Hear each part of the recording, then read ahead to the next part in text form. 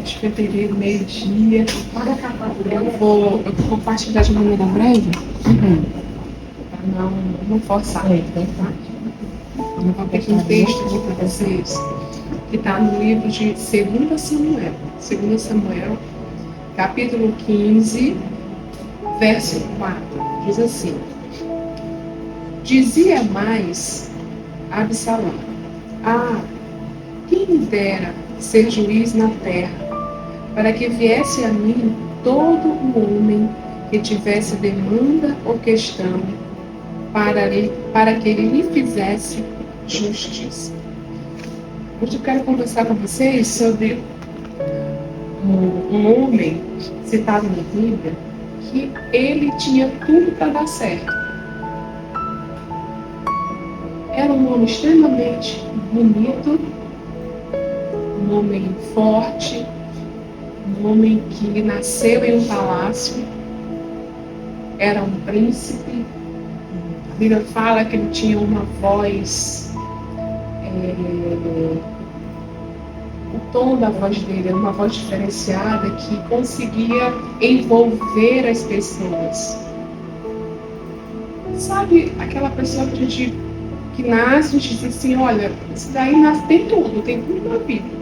Tem dinheiro, tem beleza, tem poder, não tem como se aí dar errado. Não tem como dar errado. Vocês conhecem pessoas assim? Já nasceram num berço com tudo já preparado, que não lhes falta aparentemente nada. Seria assim o marido perfeito para qualquer mulher. Imagine, um homem rico, bonito, a família dele tinha uma aliança com Deus, então eles eram tementes ao Senhor. Esse homem chamado de Absalão, o filho do rei Davi. Então Davi, o guerreiro mais importante já citado na Bíblia. E Absalão foi este homem que nasceu com tudo para dar certo. Mas eu tenho a sensação de que pessoas que nascem com todos esses recursos, né, são pessoas que geralmente elas desgostam da vida de uma maneira com muito mais incidência. Porque eu nunca ouvi alguém falar que um jovem favelado, sabe, que não tinha nada para comer, que não tem roupa para vestir, foi e tirou a própria vida, porque estava descontente com alguma coisa, foi e tirou a própria vida. Eu nunca ouvi isso. Mas eu já ouvi jovens ricos, sabe, com todo o patrimônio, com toda uma estrutura material. Fulano de tal tirou a própria vida, se matou. E era filho de quem? De político tal, de empresário tal. A gente fica assim pensando: poxa vida, mas uma pessoa jovem, né, bonita, com todas as condições para ter uma vida boa, vai de repente tira a própria vida. Então parece-me que quanto mais a vida apresenta facilidades, né, para as pessoas, mais as pessoas acabam se desgostando. Enquanto que aquele que está ali ralando em busca de um lugar ao sol, valoriza aquilo que lhe é colocado nas mãos. E assim foi com esse jovem chamado Absalão. E Absalão, ele tinha um coração diferente do pai dele. Enquanto Davi tinha um coração arrependido, um coração que temia ao Senhor, Absalão, ele tinha um coração rebelde. Embora tivesse todas as condições materiais, ele tinha um coração rebelde. E ele começou a ouvir vozes de pessoas que eram amarguradas com relação ao seu pai. E geralmente uma pessoa amargurada, quando ela não consegue fazer algo com as próprias mãos, ela começa então a disseminar, a instigar outras pessoas para que as outras façam aquilo que ela mesma não faria ou não conseguiria fazer.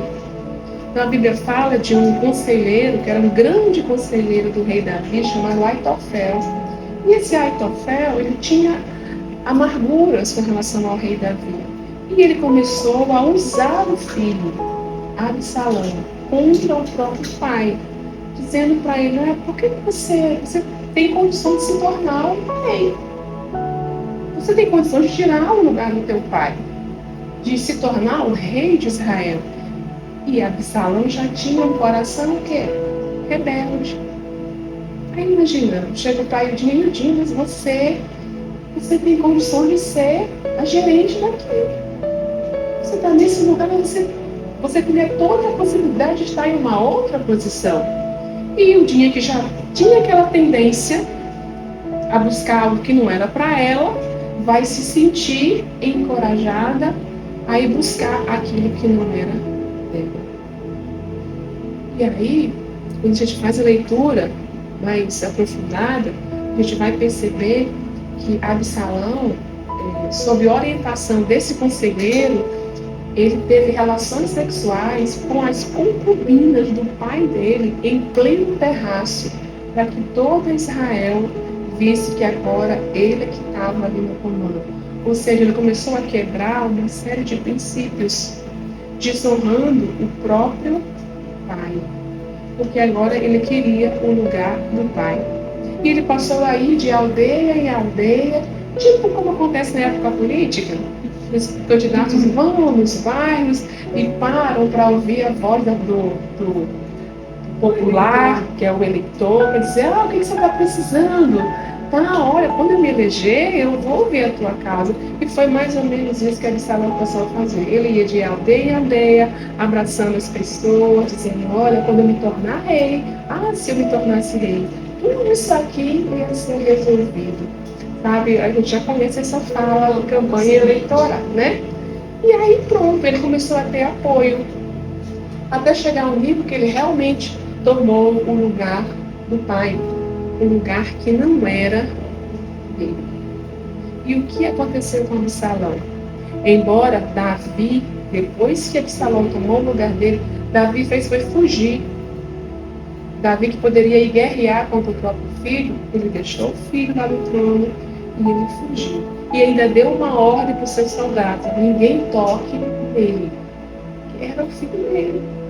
Ninguém toque nele. Ele tomou meu lugar, o meu trono, mas ninguém toque nele. Ninguém faça nada contra Absalão. Só que aí Absalão tinha o cabelo comprido. Em um certo momento, ele estava ali cavalgando nos arbustos lá de Israel e o cabelo dele ficou preso em um arbusto.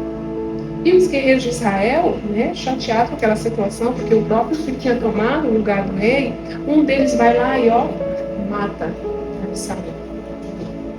E Davi chorou a morte do próprio filho. O que eu quero dizer com isso?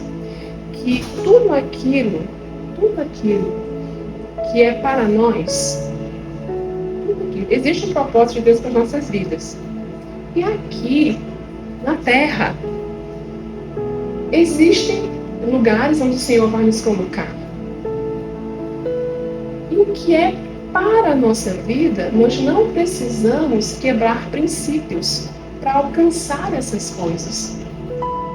Então, se Deus nos projetou para nos colocar em determinado lugar, eu não preciso ir contra a palavra dele. Eu não preciso abrir a boca para falar mal de quem está naquela posição, porque eu quero aquela posição.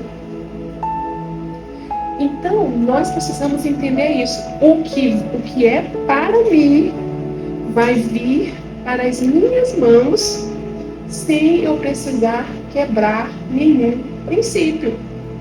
Sem eu precisar puxar o tapete de absolutamente ninguém. Então, o que é para mim, vem para as minhas mãos. O que não é para mim, eu tenho que ir lá. Eu tenho que ir lá, eu tenho que provocar, eu tenho que puxar o tapete, eu tenho que falar mal, eu tenho que me unir com outras pessoas para provocar a queda daquela outra, porque não era para você. O que é para cada um de nós vai vir assim, com tanta facilidade, a gente vai olhar assim, nossa, chegou.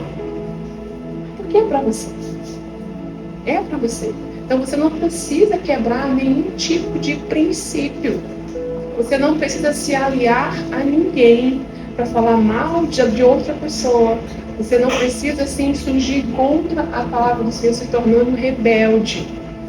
Então, não tenhamos um coração rebelde, assim como Absalão teve. Vamos entender que a rebeldia é quando você se insurge contra aquele que tem uma autoridade sobre a tua vida. Vocês conseguem identificar um filho que tenha desrespeitado a autoridade do pai ou da mãe e que tenha, vamos dizer, entre aspas, se dado bem? Nenhum. Nenhum filho. Por quê?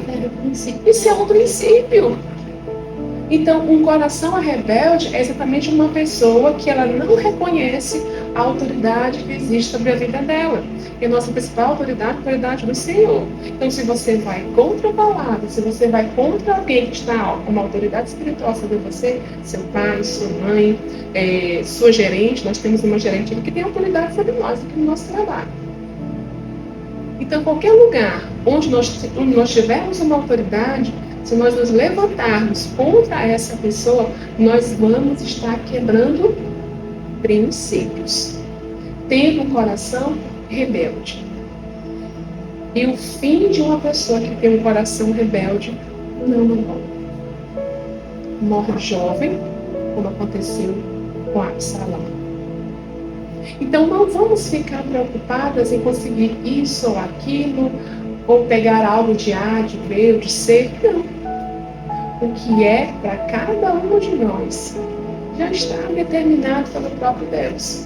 E vai vir para as nossas mãos, sem precisar quebrar princípio, sem precisar abrir a boca para falar mal, para fofocar, para puxar o tapete, para apontar o dedo, isso ou aquilo. Se para conseguir alguma coisa você tem que quebrar um princípio, porque isso não era para ti. E aí nós vamos colher o que Absalão colheu. Amém? Vamos orar? Deus meu, nada contamos na tua vida. Deus meu Deus. Te agradecendo por essa palavra, Senhor, que veio aos nossos corações, uma palavra de ensino, uma palavra de exaltação, uma palavra de confiança acerca de ti. Nós não precisamos, Senhor, andar segundo aquilo que o mundo prega, Senhor. Nós não precisamos, às vezes, nos insurgir, Pai, contra as pessoas, contra os nossos semelhantes, em busca dos nossos objetivos. Que nós nos mantenhamos fiéis à Tua palavra, íntegros, Senhor, justos, nos alegrando com aqueles que se alegram, nos entristecendo com aqueles que se entristecem, Pai. Que tenhamos um coração, Senhor, que se coloca no lugar do outro, que sente a dor do outro, que se importa com o outro. Que nós venhamos, Senhor, testemunhar que nós dependemos totalmente de Ti, Pai. Que venhamos a ter um coração, Senhor, arrependido, um coração que reconhece as suas falhas, os seus pecados, um coração que se volta a Ti. E não um coração rebelde, Deus.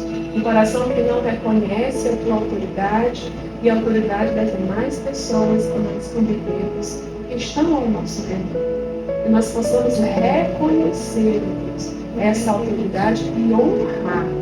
Porque o princípio da honra é um princípio que traz experiências grandiosas na tua presença. Aquele que honra é honrado. Que nós não venhamos, Senhor, a nos aliar com outras pessoas para de alguma forma depreciarmos a vida dos nossos colegas, dos nossos familiares, que não venhamos apontar o dedo para os outros, que não venhamos a julgar. Porque nós confiamos, ó Deus, que tudo aquilo que o Senhor tem para cada um de nós está preparado por Ti e vai vir no tempo perfeito para a vida de cada um de nós.